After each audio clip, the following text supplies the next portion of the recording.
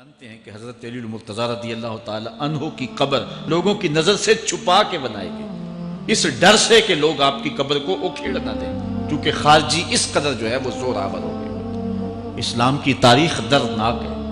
حضور علیہ السلام فرماتے ہیں جتنے دکھ مجھے دیے گئے کسی کو نہیں دیے گئے، کسی نبی کو نہیں پہنچے۔ حضرت صدیق اکبر رضی اللہ تعالیٰ عنہ کی 2 سال 2 ماہ 8 دن دور خلافت، آپ کا زمانہ دیکھیں، ٹکنے نہیں دیا گیا، سازشیں، مصائب، اعلان۔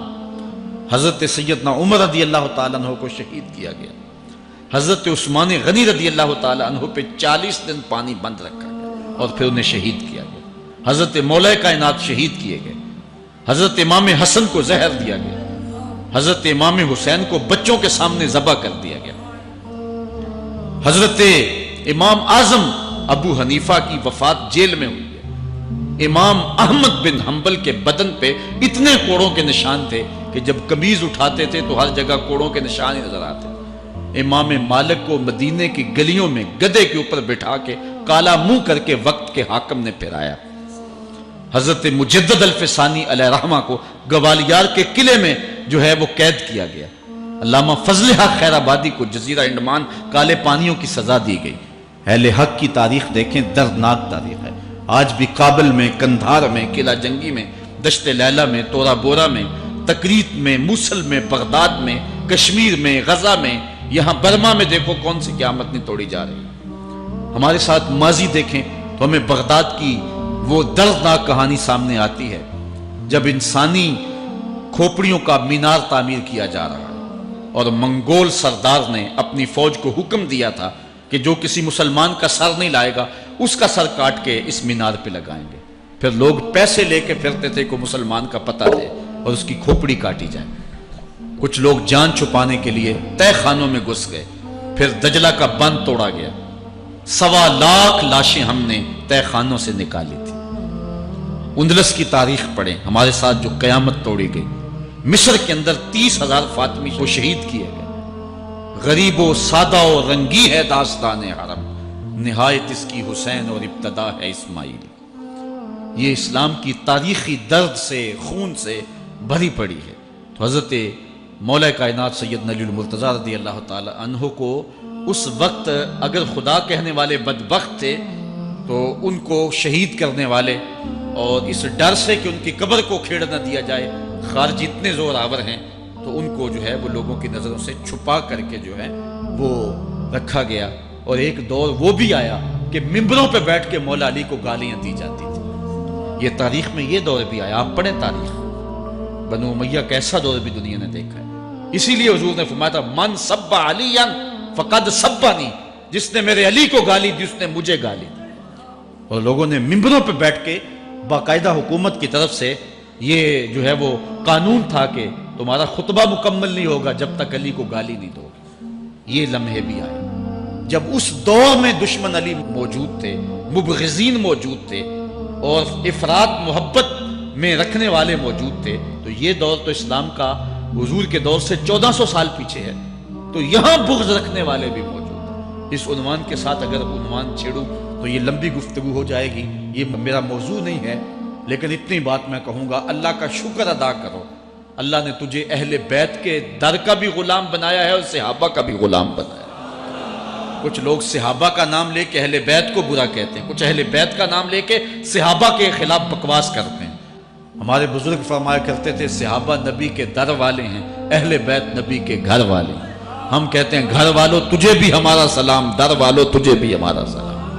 ہم در والوں کو بھی سلام کرتے ہیں، گھر والوں کو بھی سلام کرتے ہیں۔ کسی نے حضور خطیب الاسلام سے پوچھا تھا کہ حضرت عائشہ افضل ہیں یا حضرت فاطمہ افضل ہیں؟ پوچھنے والے نے تو صاحبزادہ سعد کو پھنسانا چاہا تھا، لیکن جن کے عقیدے صاف ہوں وہ پھنستے نہیں ہیں، ان کے عقیدے واضح ہوتے ہیں۔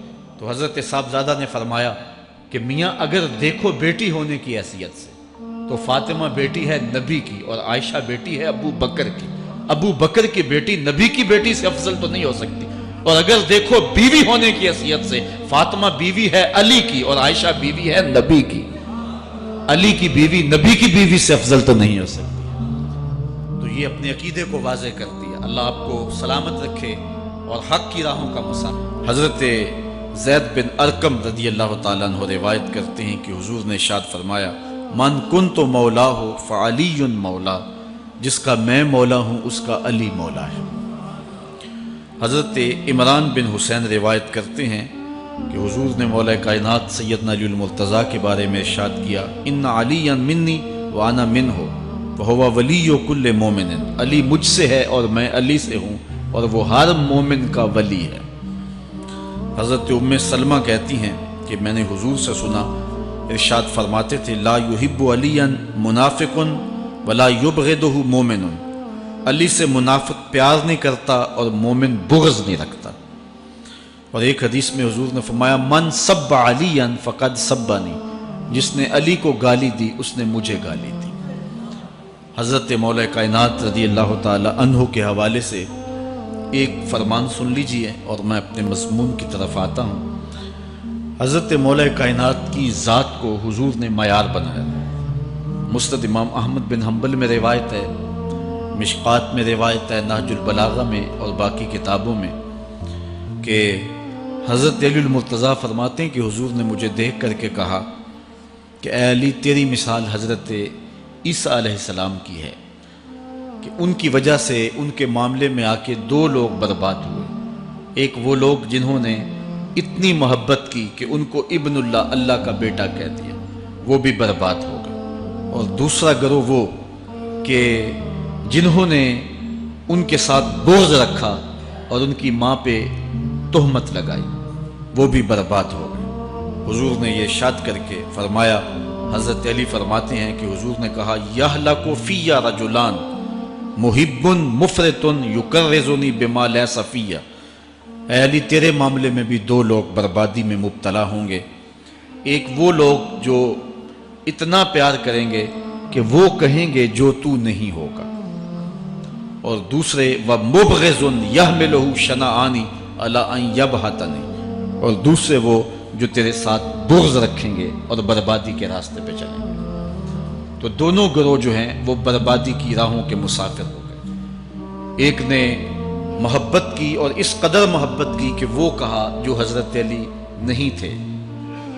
حضرت مولا کائنات کے زمانے میں کچھ لوگ آپ کی دہلیز پہ آئے اور کہا یا علی انت ربنا انت خالقنا انت الہنا، اے علی تم ہمارے رب ہو، تم ہمارے خالق ہو، تم ہمارے معبود ہو۔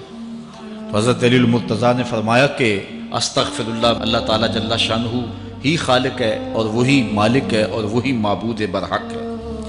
انہوں نے پھر یہ بات کہی، تو جب تیسری مرتبہ کہا تو حضرت علی نے ان کی گردنیں کاٹ دی۔ تو یہ آج بھی لوگ موجود ہیں ہمارے ملک میں، ہمارے ضلع میں لوگ ہیں جو علی اللہ کا نعرہ لگاتے ہیں، اور یہ بدترین لوگ ہیں اور معاشرے کی تل چھٹ ہیں، اور یہ محبت میں گمراہ ہو گئے اور انہوں نے حضرت علی المرتضیٰ کو خدا اور الہ کہہ دیا۔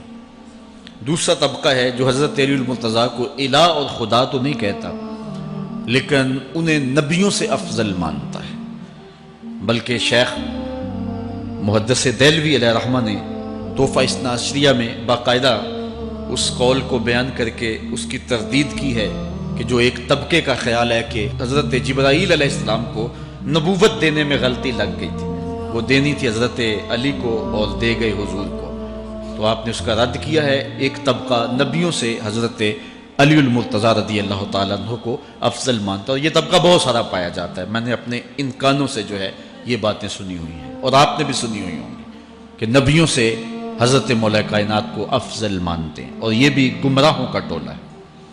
تیسرا طبقہ وہ ہے جو نبیوں سے افضل تو نہیں مانتا لیکن معصوم مانتا ہے، یہ گمان کرتا ہے کہ حضرت علی رضی اللہ تعالی عنہ بھی اس شان کے مالک ہیں جو معصومیت کی شان انبیاء علیہ السلام کو دی گئی۔ یہ 12 امام اور 14 معصوم کا لفظ آپ نے سنا ہوگا، ہمارے جاہل مولوی بھی بول دیتے ہیں بعض کا، معصوم صرف انبیاء کی ذوات ہے، اولیاء اہل بیت محفوظ ہیں، معصوم نہیں ہیں، معصوم صرف ذوات انبیاء ہیں، اور یہ انہی کا اعزاز ہے، ان کے علاوہ یہ اعزاز کسی اور کو حاصل نہیں ہو سکتا۔ چوتھا طبقہ وہ ہے کہ جو حضرت علی المرتضیٰ رضی اللہ تعالی عنہ کو حضرت ابو بکر و عمر رضی اللہ تعالی عنہما سے بھی افضل مانتا ہے۔ خود مولا کائنات نے فرمایا کہ جو لوگ مجھے شیخین سے افضل کہتے ہیں میں ان کے اوپر وہ حد جاری کروں گا جو ایک جھوٹے پہ جاری ہوتی ہے۔ حضرت محمد بن حنفیہ کہتے ہیں جو حضرت مولا کائنات کے بیٹے ہیں کہ میں نے اپنے باپ علی سے پوچھا کہ اس امت میں سب سے افضل شخص کون ہے؟ قال ابو بکر، کہا امت میں سب سے افضل شخص کا نام ابو بکر ہے۔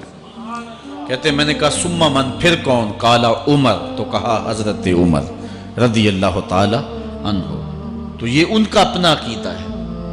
یہ کہا جاتا ہے کہ حضرت علی رضی اللہ تعالی عنہ کا حق غصب کر لیا گیا۔ حضرت علی خود فرماتے ہیں کہ اگر حضور نے میرے بارے خلافت کی وصیت کی ہوتی تو میرے پاس صرف ایک تلوار اور ایک چادر بھی ہوتی تو میں آخر دم تک لڑتا۔ شیر خدا ہو اور اللہ کا رسول وصیت کرے اور وہ چھپ کے بیٹھا رہے، یہ کیسے ہو سکتا ہے؟ تو یہ حفوات ہیں اور یہ اباطیل ہیں اور یہ جو ہیں وہ شر ہے جو معاشرے کے اندر پھیلی ہے۔ مخبر صادق نے پہلے خبر دی کچھ لوگ محبت میں گمراہ ہوں۔ وَمُبْغِضٌ يَحْمِلُهُ شَنَآنِ عَلَىٰ أَن يَبْهَتَنِ، اور کچھ لوگ جو ہیں وہ بغض میں برباد ہو جائیں۔ ایسے لوگ بھی دھرتی پہ موجود ہیں کہ مولا کائنات کا نام لیا جائے تو ان کو گوارا نہیں ہوتا۔ خود حضرت مولا کائنات کے زمانے میں ایسے لوگ موجود تھے، آپ کو شہید کیا گیا ہے۔ اسلام کی تاریخ انتہائی دردناک ہے۔